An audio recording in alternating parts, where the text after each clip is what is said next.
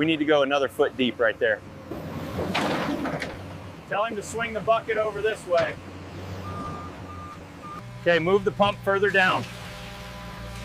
We need more vibration on this wall. Start finishing the top edge over here.